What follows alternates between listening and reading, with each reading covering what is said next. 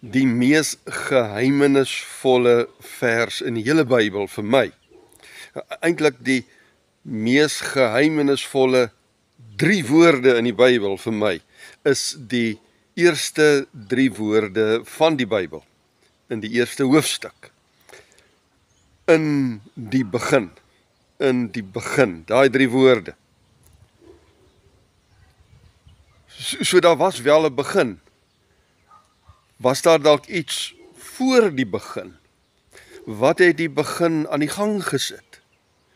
Die wetenskaplikes sê vir ons, die begin is veroorsaak deur 'n moviese ontploffing, die groot Big Bang. Partykeer sê hulle vandag, daar was 'n reeks Big Bangs. En dit het die hele skepping tot gevolg gehad, sê hulle. Maar hulle kan nie sê wat was voor die Big Bang nie. Hulle sê dood eenvoudig en hulle erken dit en dit is ruiterlik en dit is baie mooi van hulle om te sê, ons weet nie. Ons weet nie wat was voor die Big Bang nie, of daar enigstens iets was nie. Hulle sê ons weet nie of ons kan sê, daar was wel 'n begin van iets nie. Daarom is daardie woorde in die Bybel vir my so geheimenisvol, in die begin. En dan natuurlik net die volgende woorde daarna, in die begin het God. In die begin het God geskape. Nie 'n groot Big Bang nie. Maar nou moet 'n mens ook eerlik wees en sê nou waar kom God vandaan? Het hy ook 'n begin gehad? Kinders vra baie graag, veral kleiner kindertjies die vraag. As God alles gemaak het, wie het vir God gemaak? Die algemene antwoord wat die teoloë gee sê, nee, ons kan nie so daarin dink nie. God is nie gemaak, hy is nie geskep nie. Hy was van ewig en altyd net daar. Maar dan sê die wetenskaplikes, maar die heelal, die niks, die wat daar ook al was ook van ewigheid net daar. Ons kan nie sê dit het ooit 'n begin gehad nie. Dit is woorde wat maal in 'n mens se kop en dis 'n begrip.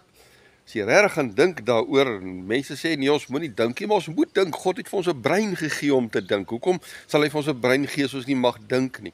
Maar as 'n mens dieper daarop indink, dan raak dit eintlik amper onbereikbaar, al die gedagtes. Dan kan ons ook na Psalm 8 toe gaan, ek dink dit is vers 4, waar Dawid opkyk na die hemel en hy sê, as ek so na die sterre, die maan en alles kyk en sien hoe dat u aan alles 'n plek gegee het, dan raak ek verstom dat u by al daardie groothede in die hemelruim ook aan die mens gedink het en vir ons 'n plek gegee. Dawid besef die nietigheid, die kleinheid van die mens teenoor die hele skepping van God. Dawid het nie mikroskope gehad of teleskope gehad om na die kosmos buite en die kosmos binne te kan kyk nie. En tog het hy die grootheid van God daarin raak gesien. Wetenskaplikes kyk nie net met teleskope na die hemelruim nie, hulle gaan ook die hemelruim in en dan sê hulle soos Yuri Gagarin, wat ek dink dit is hy wat die eerste keer gesê het, ek sien alles hierbo, maar ek sien geen God nie, ek sien geen hemel nie. Vandag kan hulle vir ons sê hoe oneindig ver die heelal eintlik strek. Miljoene, biljoene ligjare ver. En hulle sê, as gevolg van die oorspronklike Big Bang, is alles nog steeds aan die uitbrei, aan die groter word. Dit is oneindig. Maar selfs al sien hulle dan met hierdie teleskope van hulle, die oneindige groot skepping, sien hulle nog nie vir God nie, terwyl Dawid op aarde opgekyk het sterre toe en vir God gesien het. So, sien jy vir God? Sien jy ergens vir God in jou lewe? Maar die gewone ou wat nie 'n teleskoop of 'n mikroskoop het nie, kan maar net in sy eie tuin gaan kyk. Hy kan maar net na sy eie hand gaan kyk, hoe dat die vingers outomaties amper beweeg en doen wat hy wil hê hulle moet doen. Totdat hy besef, hierdie hand word beheer van ergens vanaf, van 'n brein, wat die impulse stuur, die boodskappe stuur, en alles wat ons so vanselfsprekend aanvaar, laat werk. In die boek Handelinge in hoofstuk 17 lees ons van Paulus wat in Athene in Griekeland preek, en dan sien hy hierdie God, die beeld wat gemaak is vir die onbekende God, en dan sê hy, daai God kom verkondig ek aan julle.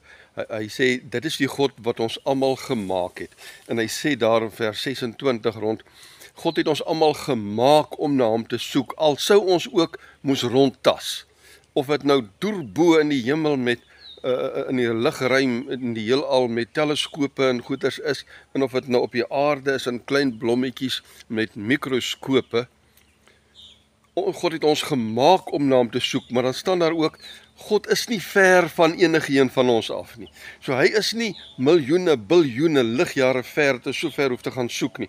Ons hoef nie eens deur die verskoon my, ons hoef nie eens deur die atmosfeer te breek om God te gaan soek nie. Die skrywer van Handelinge sê, God is so naby aan ons. Ons leef deur hom, ons bestaan deur hom, ons haal asem deur hom. Die mikroskope sê vir ons, ons bestaan nie net uit vlees en bloed, soos wat en senings en geraamtes, soos wat Psalm 139 ons skryf. Daar staan so pragtige skrywe, dat God ons aan mekaar geweef het in die skoot van die moeder. Daai het Dawid en die ouens het hulle ook nie ekstraalplate en sonars kon neem nie, maar hulle die uniekheid van die God se skepping gesien. Maar vandag sê die fyn mikroskope en al die dinge vir ons, daar's ook nog dinge soos gene en dinge soos DNS-stringe in 'n mens se liggaam, wat hulle nie kon gesien het nie. En nog steeds met die mikroskope wat mense hierdie intensiewe aan mekaar geweefdheid van die mens sien, kan baie wetenskaplikes nog nie vir God daarin sien. Hulle sê, ons kan nie nou sê, daar moet 'n skepper wees, daar moet 'n brein, 'n beplanner agter dit alles wees nie. Hulle het geen bewyse daarvoor nie. Ons soek nie vandag bewyse, ek soek in elk geval nie vandag na bewyse van God nie. Ek wil maar net vir jou kom vra, as jy rondom jou kyk, so naby, soos in jou eie gedagtes, sien jy vir God in jou lewe raak. Ek glo dat as 'n mens nie vir God in jou hart, in jou eie gedagtes, in jou lewe, in jouself kan raak sien nie, sal jy hom ook nooit anderkant die atmosferiese laag van die aarde vind nie. God is nie ver van enigeen van ons af nie, hy is by ons. Daarom hou ek ook nie van die idee dat God kan maar 'n telefoonnommer het wat dan 'n Bybelvers is wat jy moet bel nie. God is nie so ver dat ons so moet bel nie. God is nie so ver van ons af dat ons gebede teen die plafon kan vasslaan nie. As ons dink ons gebede en ons voel ons gebede slaan teen die plafon vas, dan probeer ons klaar ons gebede te ver te stuur. God is nie bokant as ons plafon nie.